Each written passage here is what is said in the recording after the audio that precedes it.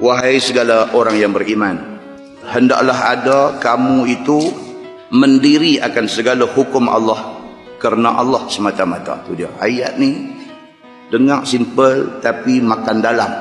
Takut. Nabi SAW kata, di antara orang yang awal-awal dihisap oleh Allah di mahsyar esok adalah orang yang katanya mati syahid. Di antara orang ramai, tuan-tuan, ramai di mahsyar esok, ramai. Siapa dulu dipanggil untuk hisap itu sudah dikira nikmat.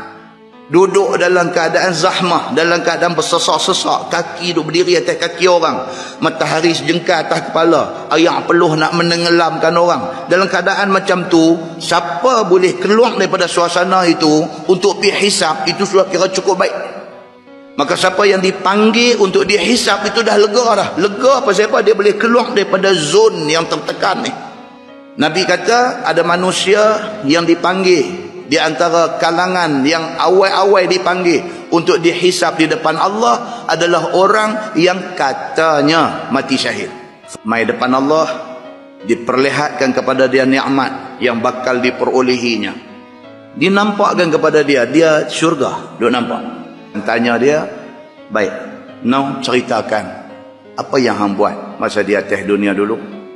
Qal, jawab orang ni, dia kata, ya Allah, kami berjuang pada jalan Engkau.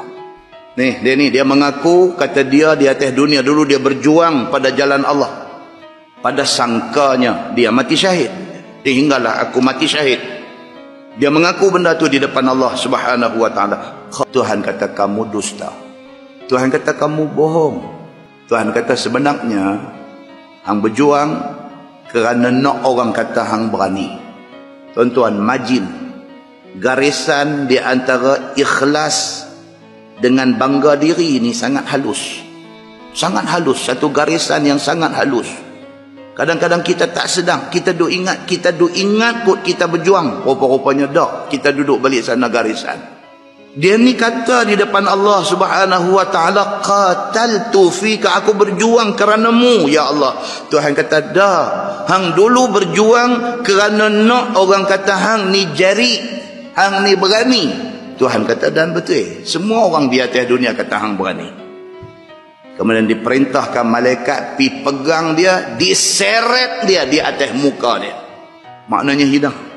Hatta ulqiya finnar, dicampakkan ke neraka.